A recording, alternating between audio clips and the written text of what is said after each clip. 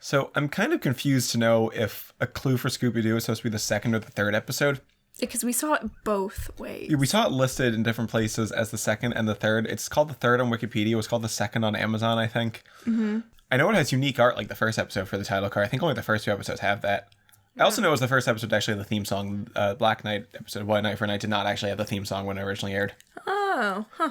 I don't think because the theme song was ready yet. Really? It's as simple as that. Oh, I love that theme song. Yeah, that theme song that you'll one day know the entire lyrics to. Yeah, I know the first two lines now. That's an improvement.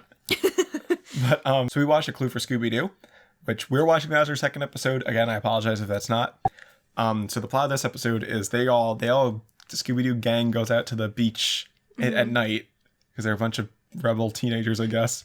I know. They go out to the beach at night, and then out of nowhere, this like green glowing diver comes up, and they instantly go after it. And like right off the bat, I feel like this episode was way quicker paced because you see the monster, like you see the monster at the beginning of One Night for a Night, but they don't see the monster until like halfway through the episode. Yeah. Whereas here it's like they see the monster in like the first 2 minutes of the episode. Do they normally happen like that? Like they see it right away? No, actually, I was very surprised to know they see him that quickly. Usually it's like they're doing something normal and someone tells them about the monster first, and like Fred and Velma and Daphne don't believe it. Yeah, that's what I thought it was. That's how it usually is, and then they encounter it later and it turns out to be a fake monster. Yeah. This one's like they get him right away and like no one else mentions him at first. Right. Scooby found it, I think, as he was out surfing the waves and Why was the diver coming up to the shore? I don't know, he wanted to freak them out. So like anyway, they end up seeing like the newspaper that several yachts have been disappearing, and they hear from some like this weird beach hermit guy that there was a guy who drowned like a few years back named Captain Cutler, and that he had a yacht and drowned. And so that it's probably his ghost trying to get revenge on the yachts. On the yachts, yeah. Well, it is. And so what do you think about this episode? I think I liked this one more than the first episode. I definitely agree with that. I think it was quicker. I think the pacing was better, and there wasn't as much like blatant filler. Yeah. Like the filler was more like plot development. Mm-hmm. Less just walking around. And also the fact that this one was more like there was actually clues and a mystery. Yeah. The first one, you could figure out that's Mr. Wickles, but I feel like that's really all you could figure out. And that's like, because he's the only character. This one, there's a couple different characters. Yeah. So I was actually sitting there thinking like, They introduced a few different characters. Because you thought it was the hermit, right? Yeah. Well, at first I was like, oh, it's probably him because he's like the only new character they introduced. No, it's a little more complex than that. Yeah, I wasn't expecting them to pull out like the witch lady. Speaking of which, there's just a lighthouse where there's a woman practicing witchcraft. In the friggin' lighthouse. Did they get, because I know in Night of 100 Frights it was a lighthouse. Is it supposed to be the same one? Nothing in Night of 100 Frights is supposed to be the same locations anywhere from this show. Well, it's like inspired. Night of 100 Frights, I mean, chronologically takes place a while after. Mm-hmm. Night of 100 Frights uses monsters from the first 3 incarnations of the show. I think there may be 1 or 2 monsters from like the first incarnation with Scrappy, which should be the 4th incarnation. Mm-hmm. And then Night of 100 Frights, the way they talk about it in the past sounds like that was years ago. Like in Night of 100 Frights, they're all adults, not high schoolers anymore, whereas in like the show, they're high schoolers. Oh, yeah. Just the way they're talking about it, because like Daphne and Holly, I know we're getting to Night of 100 Frights again, but Daphne and Holly are talking like they haven't met each other in a while. If you don't know this game, it's a really good game. Mm-hmm.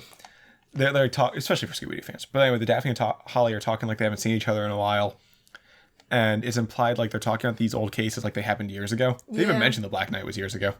So no, this is not, it is the same monsters. Like even the ghost diver from this episode, Ghost of Captain Cutler, is also in Night of 100 Frights. Oh, yeah. But he himself, like, it's not supposed to be the same lighthouse. It's a completely different location. That's Smuggler's Cove by Mystic Manor, which isn't mentioned in the first show at all. Because Holly was invented for that game. Right. But that said, I'm sure they took a lot of inspiration for stuff like this. Because even then, there's all like the old shipwrecks, and Night of 100 Frights is like a shipwreck level. Yeah. This episode like had a lot of underwater parts with like sunken ships, and that freaks me out. So that was kind of creepy. I hate sunken ships. Why is that? I don't know. It's just like something about them. They're all some like mechanophobia. Yeah, I can't explain it. It's just Psych knows. Psych knows? Yeah, he understands me. But oh, I also remember there was a part where they were talking about how Shaggy.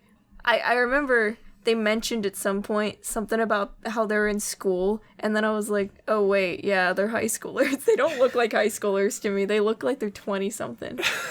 Well, I mean, a lot of that could just be that the animation looks so bad. But like Fred is so buff and Shaggy's so tall. And Fred like, is, okay, I guess Fred is the ultimate Chad.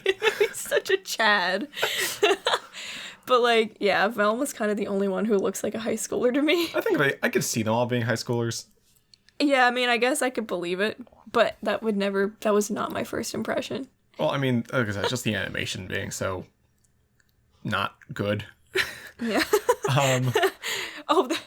There was also I was seeing things like this all the time where like it was so obviously hand drawn because like their faces would get all distorted at points. Like one time Daphne looked like a demon.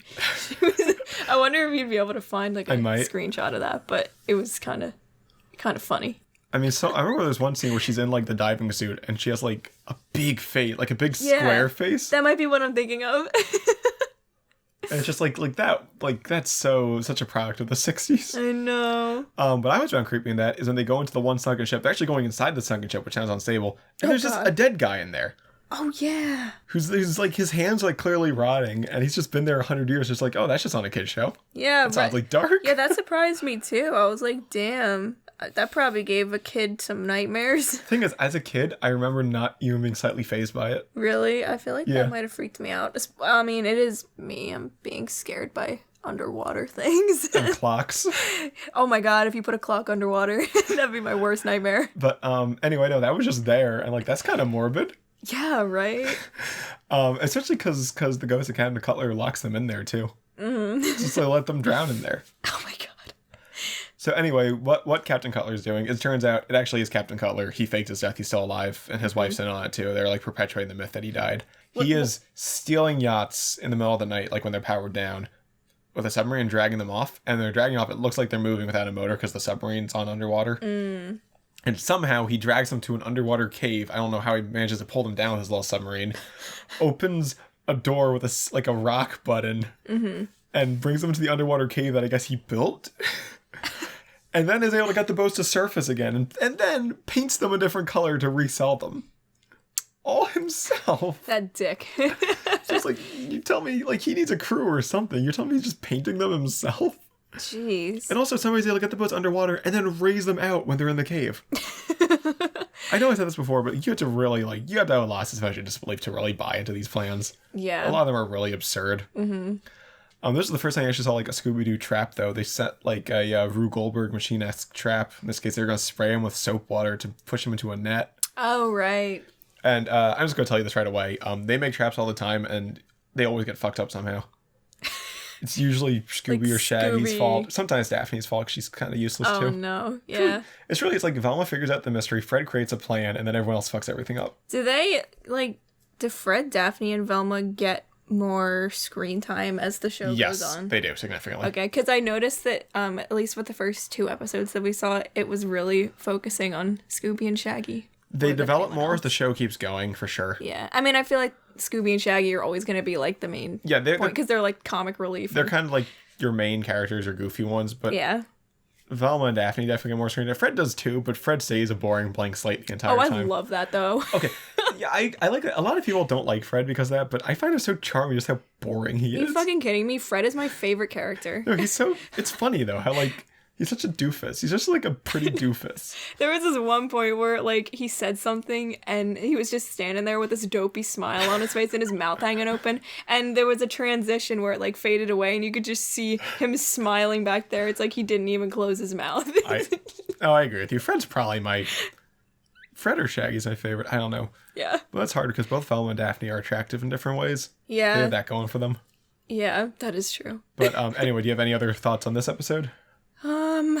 Sunken ships are scary. Sunken ships are scary. So this there is the scariest episode. Several other episodes that involve sunken ships. Oh god. Not like the same scenery, of course. They do a really good job making like the environments feel different. I really appreciate that about the show. Yeah. Mm-hmm. Like I like how it all feels Scooby Doo, of course, but that's kind of because it invented half these tropes. Yeah. I do like how like one sunken ship episode will feel different for like it'll feel like a different environment than a different episode with sunken ships in it, you know? Yeah. But overall, then, what do you rate this episode? I'd rate this one like an 8 out of 10. I'd give it a 7. You keep like being a 1 under me. It's because I'm a jerk. Yeah. But overall, you definitely enjoyed that too? Yeah. So that was a fun episode. I liked it. If you have any other miscellaneous thoughts, now would be the time to say it. Otherwise, thank you all very much for coming and listening to this discussion too. I'm not entirely sure which episode we're watching next because I'm trying to watch these in order, but I'm not entirely sure what the order is. because I'm told you I'm getting mixed signals on what orders what. I'm sure that some diehard Scooby Doo fan will. If I can make a guess, it might be that like at one place they're being ordered by like the order they aired in, whereas another place they're being ordered by like the production order behind the scenes. Because a lot of times shows are aired out of order if it's not like a continuing story. That's really common. I've seen that a lot. Especially cartoons, because very few cartoons. Avatar's like the only cartoon with continuity. That and like Danny Phantom. Mm-hmm. I'll show you how. I know there's a whole bunch more cartoons that have had continuity since then, but I stopped watching TV in like 2008, so. Now, what's the worst when there is a show with continuity and they air out of order and it's like, wait a minute, that doesn't make any sense. Wait, does that happen? Yeah, it happened on in a Dr. Quinn Medicine Woman. That happened a lot. That's really sloppy. Yeah, I know. That show's kind of sloppy, but I love it. All right. Well, maybe we'll do discussion on that show one day. Yeah, we should. But anyway, join us next time as we go over the next episode, which I don't know what it is yet. So we'll see y'all there. Bye-bye.